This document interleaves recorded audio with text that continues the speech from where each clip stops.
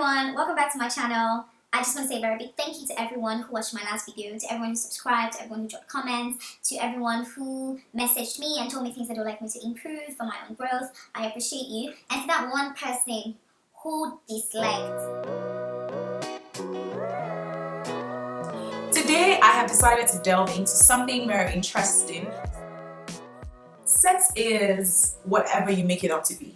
For people who are in love, they like to say they are making love. For people who are not in love, they like to say they're having sex. For some people, they like to use other adjectives to take away the power from that word, like straff, knack, whatnot. But everything is sex. You're having sex. And what I've discovered, what I've learned, what I've read, and what I choose to believe is that sex is a deep connection than what we make it out to be. Sex is interesting, sex is beautiful, sex is, more importantly, a journey. The media has sold sex to us in a way that we see sex as nothing. It's just there. It's just that thing that we see when we play a movie and there is a naked lady and a naked guy. I mean, do you ever watch these movies and a guy comes in from work, a girl comes in from work, they're both tired, but then they see each other, he gives her eye, she gives him eye, the spark just comes, they off clothes and they do it. I mean, have you, it doesn't always happen like that. Or have you ever tried to have sex on the beach?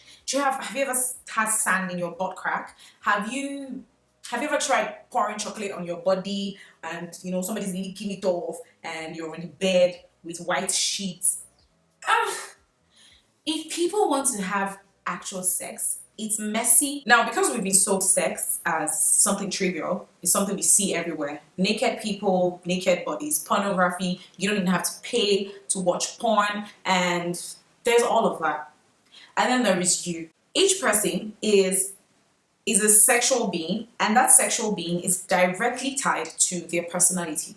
If you're stubborn in real life, I assure you, you're going to be stubborn during sex. You're going to be that person that a woman is going to tell you she likes to be touched here, but because you've watched porn and they've told you that this is how all women like to be touched, then you have to do that. You know this thing that has been going around, this rumor that has been circulating about how men are sexual beings, always sexually charged, always ready to go. You just touch a button and he has come on. With a woman, you have to touch 500 buttons, this, that. When the concept of media and entertainment was created, it was solely with men at the helm of affairs. And if a man wanted to entertain another man, and we're speaking of a society that was largely homophobic back then, if a man wanted to entertain another man, he wouldn't put a naked man on TV, right? He's going to put a naked woman in the music videos, in the movie, the bikini scene, the poolside scene. It's always there, and everything was strategically placed to please the man, to please his sight.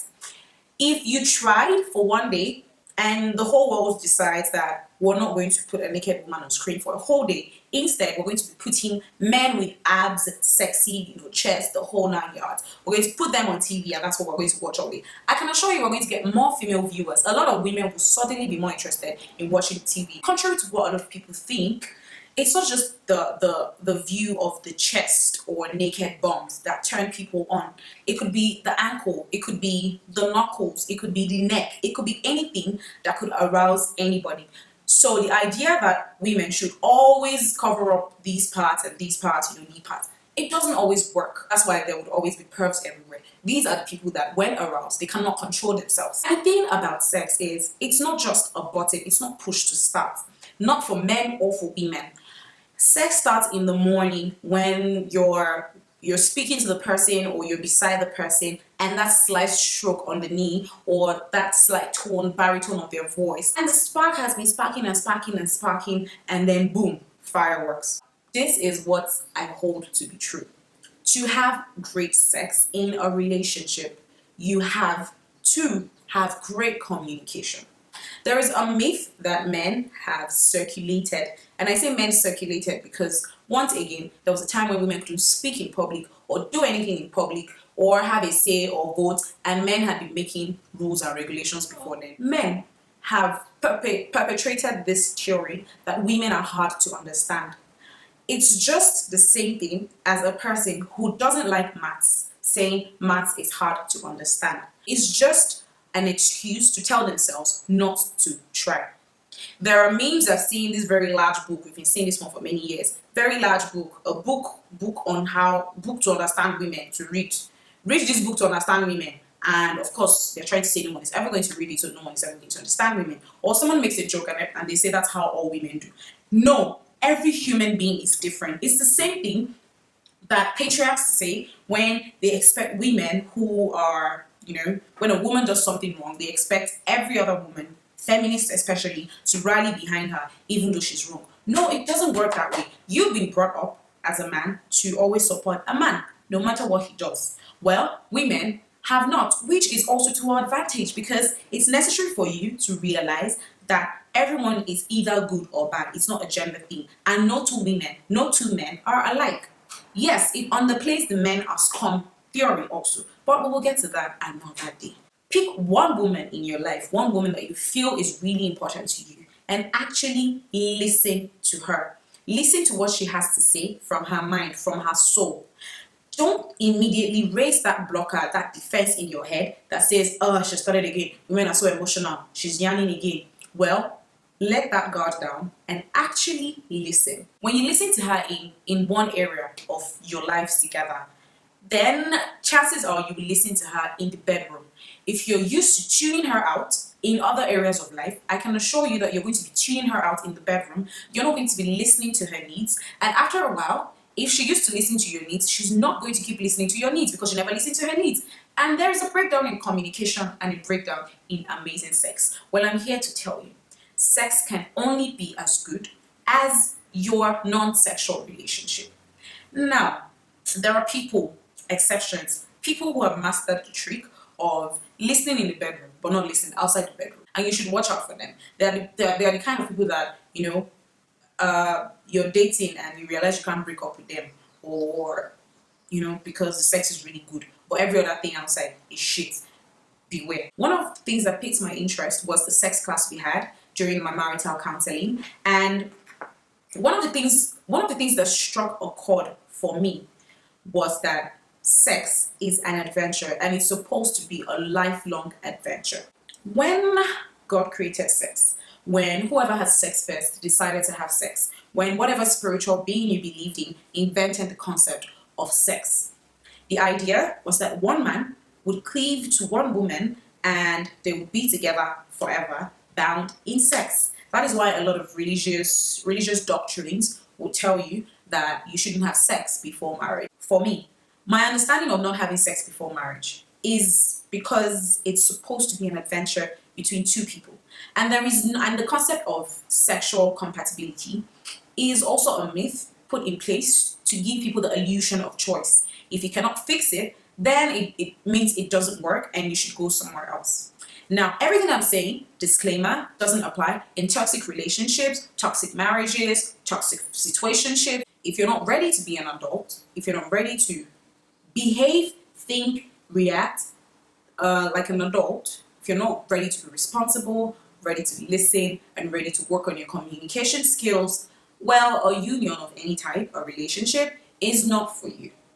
Okay? Stay as you are. You would find people that will love you as you are, but you don't have to drag somebody else into your mess. But when two adults decide to get together and tell themselves, I want to spend the rest of my life with you, or I want to spend this huge portion of my life with you, in all honesty, with no lies, no deceptions, no I promise to marry you if you spread your legs, none of that. Two adults making consenting, honest decisions. I assure you, there is a very big probability that you're going to have good, amazing sex. When two people in a relationship are on the same level, right? The sex is going to be good.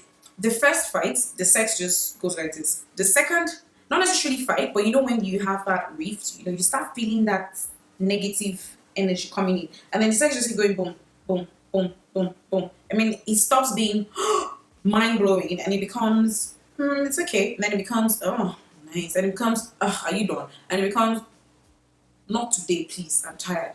And then And then you make up and then you realize, oh, I'm so in love with this person, and it just goes boom. That's why makeup sex is so amazing. And that's why there's this warped view that fights are good and you should look forward to fights so that you can look forward to makeup sex. That's just warped. The way you touch each other in the morning, the way you kiss each other goodbye, the way you drop love letters and notes, those are the kind of things that, arouse your partner throughout the day. The phone calls when you're going to be late, or the phone calls when you're rushing into a meeting and you won't be available for the next 5 hours and you just want to leave a word. Those kind of little things, they just make the person more interested in you. And that's what you need. Not 5 hours of foreplay and you complaining that person is boring in bed. No, they're not boring in bed, they're just not interested in you. Sexual incompatibility, like I said, is a myth.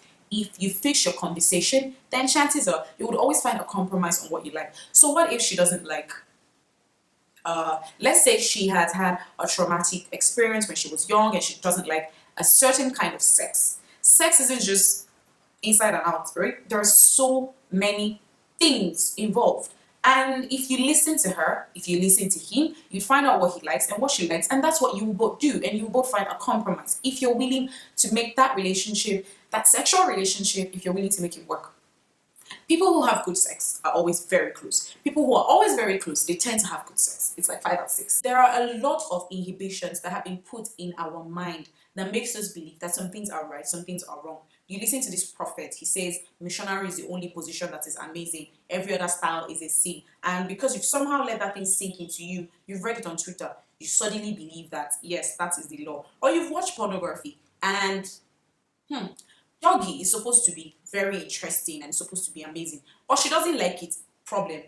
Or you want her to write coconut on you and she cannot write coconut, it means she's terrible. But what if she wants to do wheelbarrow, right? Women tend to look for ways to please their man. We tend to do a lot of things that we've also seen as preconceptions about what men like or what men don't like or what you should do to make him happy with you. Well, how about you ask him? How about you communicate? That's all.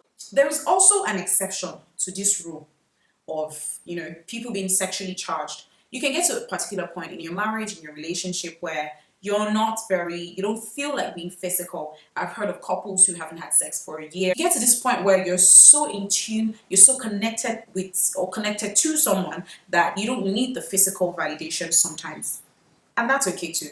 It doesn't mean that anything is wrong. If your partner is not interested in having sex with you, or you've done everything, you've left the notes and the sparks aren't flying, well, maybe that's just what they are feeling at the moment. And it doesn't necessarily mean they're cheating. It doesn't necessarily mean they're no longer interested in you or they don't find you attractive.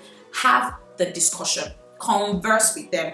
Honey, why don't you touch me anymore? Learn to ask questions innocently, not with 500 undertones. If you're currently in a relationship, this is for people who are not married. You're in a relationship and you're not getting sexual gratification on top of every other thing that relationship is probably putting you through.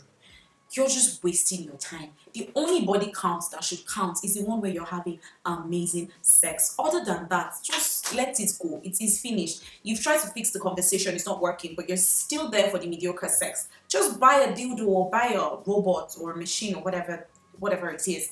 There are other ways to, let it out. So just learn to let it out. But I am not preaching or talking about fornication. I actually don't even like the word fornication. Adultery, yes. You're married, you've made a promise to someone that you will not put your thing in another person's thing or collect another person's thing. It's a promise you've made that you should stand by.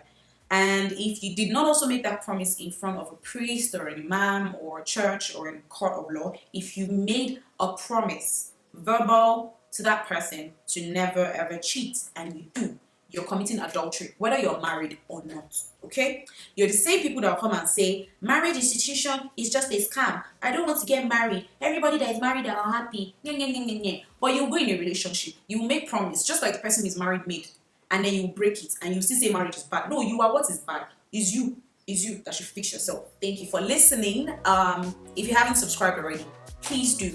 And please turn on notifications so you know when there is a new video. It's going to be once a week if I hadn't mentioned that already. So stay tuned and I will be back next week. Thank you and have a lovely day.